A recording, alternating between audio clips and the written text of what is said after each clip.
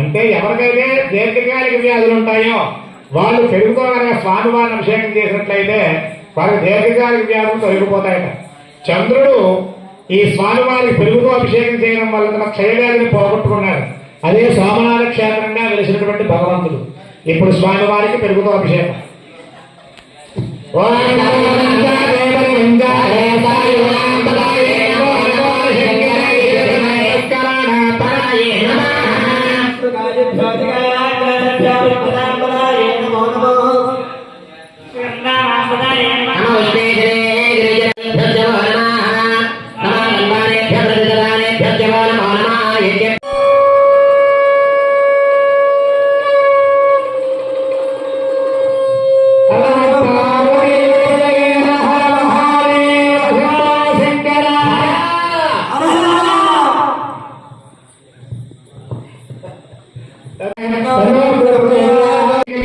ఆవులతో అభిషేకం చేస్తున్నాం.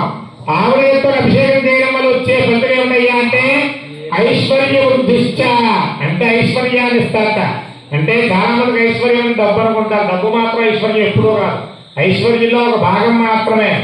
అయితే మానవులే భార్య, చెప్పినట్టుగా చేసే కొడుకు, సహకారం ఇచ్చే స్నేహితులు, కష్టంలో ఉన్నప్పుడు పాల్గొనే బంధువులు ఎవరైతే ఉంటారో వాళ్ళు మాత్రమే ఐశ్వర్యం. అర్థమైందా? అటువంటి ఐశ్వర్యాన్ని, అంగబలాన్ని, అంగఫలాన్ని ఇచ్చేటువంటి వారు ఎవరయ్యా అంటే పరమేశ్వరుడు. నేరుతో అభిషేకం చేసినట్లయితే ఐశ్వర్యం లభిస్తుంది.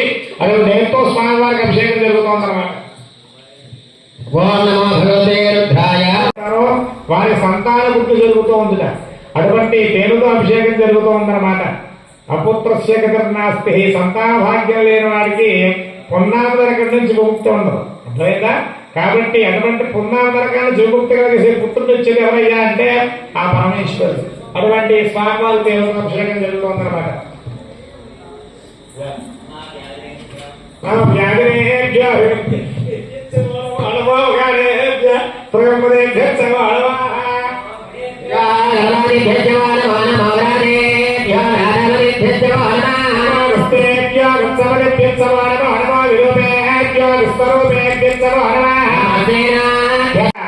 చక్రతోడు అభిషేకం జరుగుతోంది. ఈ చక్రతోడు అభిషేకం చేయడం వల్ల వచ్చే ఫలితం ఏమిటయ్యా అంటే చక్ర శత్రునాశాయ. అంటే శత్రువులు అంటే చుట్టుపక్కల ఉన్నటువంటి వాళ్ళు, మనకేదో కోపడిన వాళ్ళు కాదు. శత్రువులు అంటే ఎవరు? కామం, క్రోధం, లోభం, మోహం, మదం, మాత్సర్యం, ఈ 6 గుణాలు శత్రువులు లెక్క. అంతేగాని మనకి పక్కింటి వాళ్ళు, ఎదుటి వాళ్ళు శత్రువులు కాదు. అర్థమైందా? అటువంటి కామ, క్రోధ, లోభ, మోహ, మద, మాత్సర్యాలన్నీ కూడా దూరం చేయాలంటే ఆ స్వామివారిని చక్కెరతో అభిషేకం చేయాలి. అటువంటి చక్కెరతో స్వామివారికి అభిషేకం జరుగుతుందన్నమాట. నమస్తభాభ్యస్తభాభాభ్యర్చవో నమో నమో స్వేభ్యో స్వాపభ్యర్చవో నమః.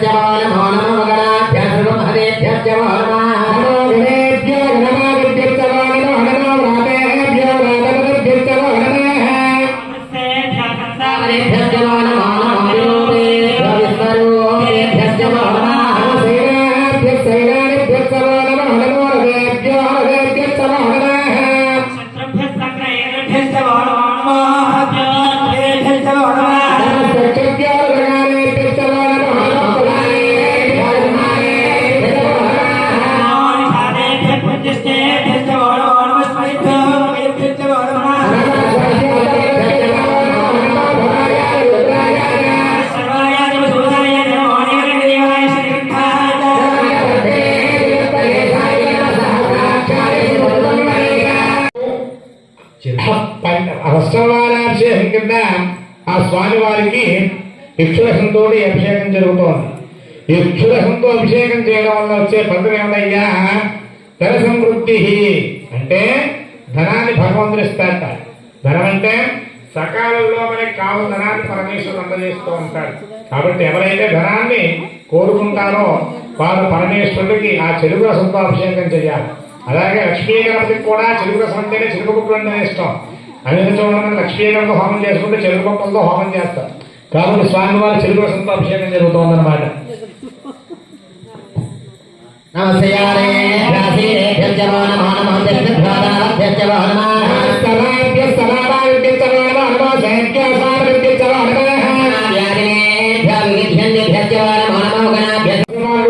భాగంగా 7వ వారాభిషేకం చేస్తున్నాం. ఈ 7వ వారాభిషేకంలో స్వామివారికి వివిధ రకాల పళ్ళవసాలతో అభిషేకం చేస్తూ ఉన్నాం.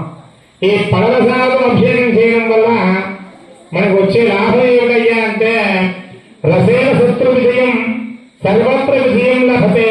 అంటే ఈ పళ్ళవసాలతో స్వామివారికి అభిషేకం చేయడం వల్ల అన్ని రంగాల్లో కూడా విజయం లభిస్తూ ఉంటుంది. అటువంటి రసాలతో స్వామివారికి అభిషేకం చేస్తూ ఉన్నాం. ప్రతి మనిషి జీవితంలో డబ్బు ఉంటే సరిపోదు, విజయం కూడా ఉండాలి. అంటే ప్రతి ఒక్క విషయంలోనూ కూడా విజయాన్ని సాధించగల వాడు ఎప్పుడూ కూడా సంపూర్ణంగా సంతోషంగా ఉంటాడు. అటువంటి విజయానికి సంబంధించినటువంటి పర్వసాలలో స్వామివారికి అభిషేకం చేస్తున్నాం అన్నమాట.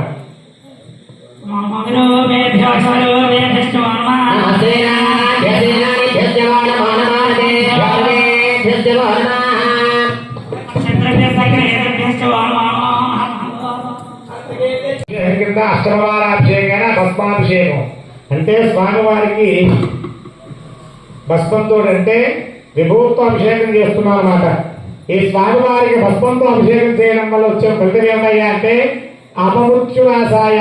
అంటే విభూతి ధరించిన స్వామివారికి విభూతి అభిషేకం చేసిన అపమృత్యు దోషాలన్నీ పోతాయట.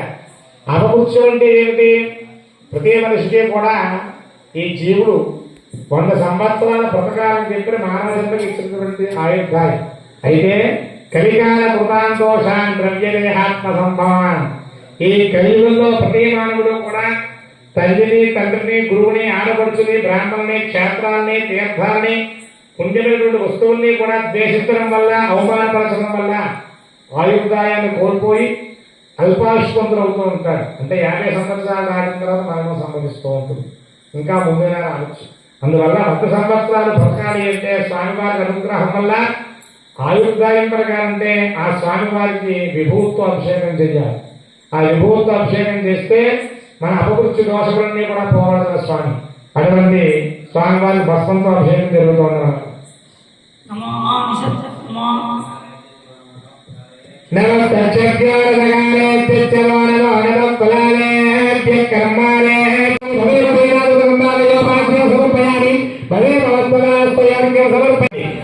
ఈ స్వామివారికి గంధంతో అభిషేకం చేయడం వల్ల వచ్చేటువంటి ఫలితం ఏమిటయ్యా అంటే ఆ స్వామివారికి కనుక ఎవరైతే గంధంతో అభిషేకం చేస్తారో నష్టద్రవ్య ప్రాప్తి.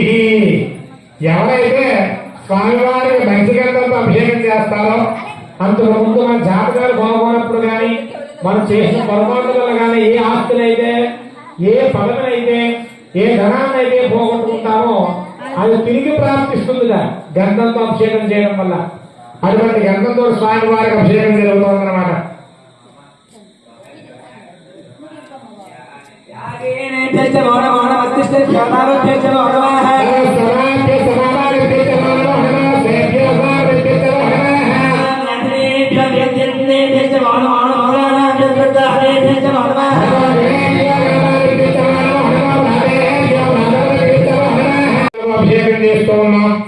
ఈ సుగంధ ద్రవ్యాలతో అభిషేకం చేయడం వల్ల వచ్చేటువంటి ఫలితం ఏమిటయ్యా అంటే శివ మహాపురాణం చెబుతూ ఉంది స్వామివారికి ఈ సుగంధ ద్రవ్యాలతో అభిషేకం చేస్తే ఆయుర్యశోబలాభివృద్ధి అంటే ప్రతి మనిషికి కావలసిన సర్వసౌఖ్యం విద్యార్థులకేమో విద్యని అదేవిధంగా వివాహం కావలసిన వాళ్ళకి వివాహం సంతానం కావలసిన వాళ్ళకి సంతానం అదేవిధంగా వృత్తి వ్యాపార వ్యవసాయాలలో విజయాన్ని సాధించాలనే వారు ఆ సుగంధ ద్రవ్యాలతో స్వామివారిని అభిషేకిస్తే ఆ స్వామివారి అనుగ్రహం వల్ల వారి కామ్యములు ఏవైతే ఉన్నాయో అవన్నీ కూడా నెరవేరతాయని చెప్పని శివ మహాపురాణం చెబుతూ ఉందండి. అవి సుగంధ ద్రవ్యాలతో స్వామివారికి అభిషేకం జరుగుతోంది.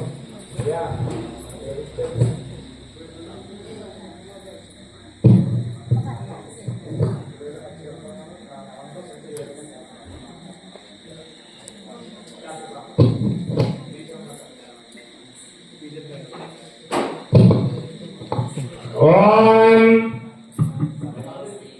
నమో శేషేహ గిరిధరాయ వరందేన పదాయ నమో నమో శరధ్యానందాయ ఇత్యుత్తమో నమః దండానేభ్యః ప్రతిదానేభ్యశ్చ నమో నమః ఆయుర్యేభ్యశ్చ నమో నమః నమో విద్యేభ్యః విద్యేభ్యశ్చ నమో నమః సమభ్యో జాగృభ్యశ్చ నమో నమః ఆశ్రయానేభ్యశ్చ నమో నమః మస్తిష్ఠభ్యో దత్తభ్యశ్చ నమో నమః సభాభ్యశ్చ భావనేభ్యశ్చ నమో నమః స్వేభ్యో నమో నమః ప్రాణేభ్యో రాధవేభ్యశ్చ నమో నమః నమో గురుభ్యశ్చ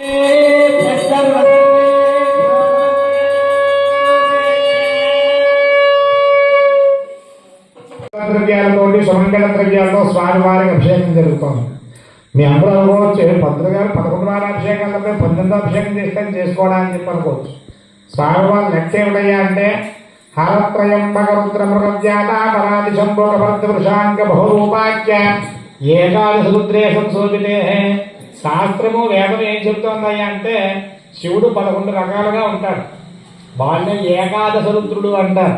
మన గుళ్ళో అయితే పరమేశ్వరుడు పక్కనే అమ్మవారిని పెట్టుకుని అందంగా చీర పట్టు వస్త్రాలు కట్టుకుని ఆ సతీ సమేతంగా కనబడతారు. ఈయన శివుడు అంటే మంగళప్రదుడు. అంటే గుళ్ళో వచ్చే ప్రతి ఒక్కరికి కూడా ఏమిస్తాడు? మంగళాన్ని శుభాన్ని ఇస్తాడు. ఇంకో శివుడు రుద్రుడు పేరుతో ఉంటాడు. ఎక్కడ మన ఈశాన్య మన ఓడుకి ఆరుగురికి మధ్యలో ఉంటాడు ఒక ఆయన. అది సింగిల్గా కూర్చుని అక్కడ అమ్మవారు ఉండదు అక్కడ. అది రుద్రుడు అంటారు. అంటే ఎవరైతే పరమపదిస్తారో వారిని